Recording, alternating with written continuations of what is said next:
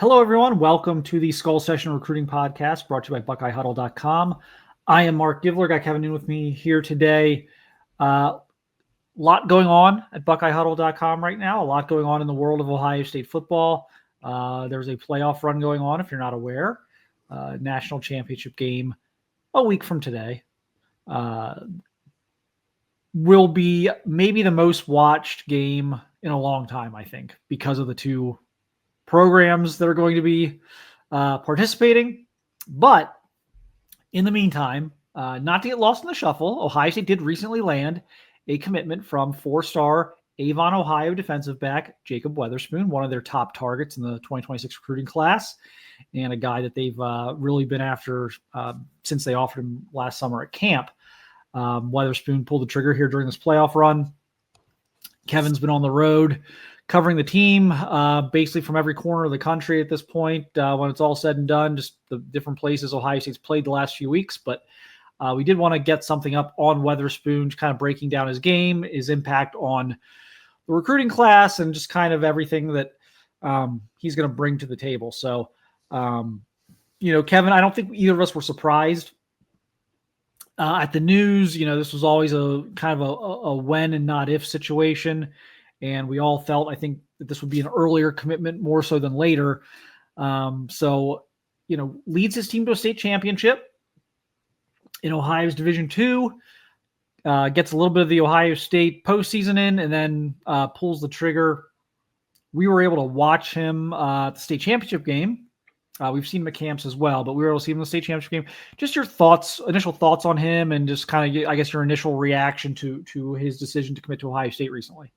The first thing I would say about him is he plays bigger than he is. And I know that's a weird statement to make because he's, 5'10", $175, somewhere around there. I mean, he's not 6 foot yet. Right. And at that age, you don't know. I grew into college. I mean, some kids are done growing by the time they're freshmen in high school, just kind of how it goes. And he just plays bigger than he is. I mean, he's just, he's super, super athletic. I really like the skills there. I don't necessarily have a finished product on what I think, not necessarily a position, but I see a guy that is capable of doing a lot of things. And I think that that's what has to excite you the most, because he does a lot of things well. And I think what you have to do is you have to take all of these attributes and then just kind of funnel it into what it is that you want him to be. And I think he's somebody who can become that. So a little bit of an enigma in terms of what I think he's actually going to fill into. But I really like all of the pieces that comprise of Jakob Weatherspoon. Yeah, had a good state championship game, and kind of a snowball against Anderson was really instrumental in that defensive performance by Avon. We can roll the tape. I think when I watch Jakob, I think that he is probably a Jordan Hancock type of player in college. He can play anywhere. He can play deep free safety. He can play a strong safety roll up in the box. He comes up in run support. Very, very, very good in run support. Can play corner, can cover, but just played a lot of safety this year for Avon, and was able, again, to play kind of a center field role and go sideline to sideline, but also was very, very effective coming up and playing the run. So he's a guy to me that you kind of put in that Jordan Hancock role because of his physical ability, his ability to play physically, and his ability to cover in the slot, his ability to tackle. But again, can play outside if needed. So I think that's where he will fit in Columbus. But I think he's probably not quite as tall as Jordan Hancock, but some very similar traits here as you're watching the film, as you see how physical he plays, how quickly he kind of crashes down against the run, how violently he kind of arrives to ball carriers. He really just sticks his nose in there. So this is a guy who I think, again, will bring a lot of versatility to the table. Had a great camp at Ohio State last summer. They offered him on the spot. And ever since that point, he's been really one of their top priorities in the class. And so this was a really nice early pickup for them. The interesting thing here is that there's 3 outstanding corners in Ohio in 2026. And obviously Weatherspoon is one of those 3, but they still are after 2 more. And you've got 2 guys out there now in Albert Hill from Hoban and Victor Singleton from Toledo Central Catholic, who I think will obviously take priority here for Ohio State. So you're trying to, I guess, convince 3 Ohio corners to join up in the same class. That's going to be one of the big stories, I think, of Ohio State's 2026 cycle is, can they get all 3 of these guys? Yeah, and there's a real challenge with that. You look at what Ohio State did at corner in 2025. I mean, that's the whole class didn't stick together the way that maybe we thought it would. I mean, and there's always going to be some churn, or there's always going to be some cycle. But when you look at Jim Knowles' game plan, and he has the 5 defensive backs, and really it's 3 corners and 2 safeties, even though Jordan Hancock, what is that role really, filling in as? Is it a safety? Is it a corner? But when you sit there and you say that somebody like Jakob Weatherspoon can fill that role, it's all well and good. I mean, the good part is that you're trying to convince 3 guys from in-state, as opposed to convincing somebody from Texas and somebody from Alabama and somebody from wherever. It's a little bit easier to say, hey, you've seen what we're putting on there. Ohio State's 4 quarters away from winning a national championship. Jim Knowles not being up for the Broyles Award is criminal, in my opinion, but it is what it is. I mean, it doesn't necessarily take postseason into consideration. I think it's doable, but I don't think that you can necessarily say that it's a lead pipe cinch that it's going to be done. I mean, I'll believe it kind of when I see it, but I guess if I had to have a mock class right now, well, first of all, I'd be in trouble because I paid 0 attention to recruiting over the last couple of weeks. I feel so out of practice. It's been a minute since we've done one of these that I would have all 3 of them in there. But am I gonna push all my chips in the middle? No. I think they've laid this out very well with the 3 of them, because Weatherspoon can play the slot.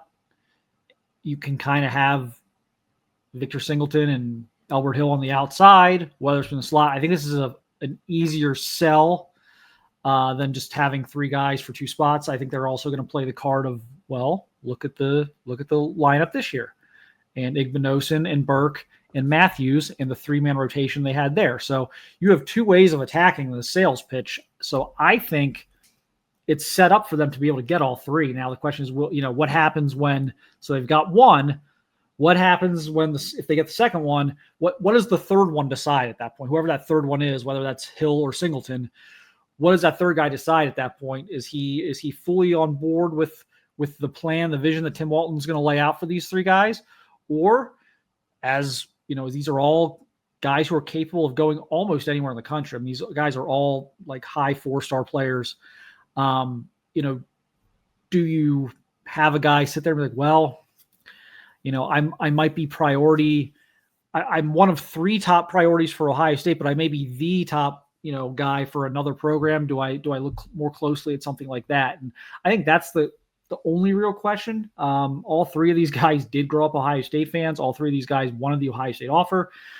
Ohio State, what was very proactive, especially with Weatherspoon and Hill, in terms of being very, very early with the offer. They were pretty early with Singleton too, but I think Singleton was I think the last of the 3 to camp. So I think that's why that was took a little bit longer. But they've had all these guys on campus a lot this fall, this past season. So I think it's very reasonable that they could get all 3, and that's going to obviously be their focus. I think, yes, there's going to be other names that we talk about from out of state, probably more so in like the safety room than the corner room, but there will be some out of state names that we talk about. But I do think like this is like the goal for them. This is the plan. Like if they could set this up perfectly, just get the 3. You can get the 3 Ohio kids, and you could really call it a day at that point if you wanted to. Right. You just don't want to necessarily call off the dogs on some of the national guys, because you could at one point have all 3 of these guys and then suddenly have 2 of them because somebody flips, whatever reason, something happens. You just don't know. whoever the third guy is needs to remember that just because he's the third guy to make a decision doesn't mean he's the third guy on Ohio State's board or anything like that. But you better believe that schools that recruit against Ohio State in Ohio are going to hammer the messaging of, yeah, come here and be the number one guy or whatever.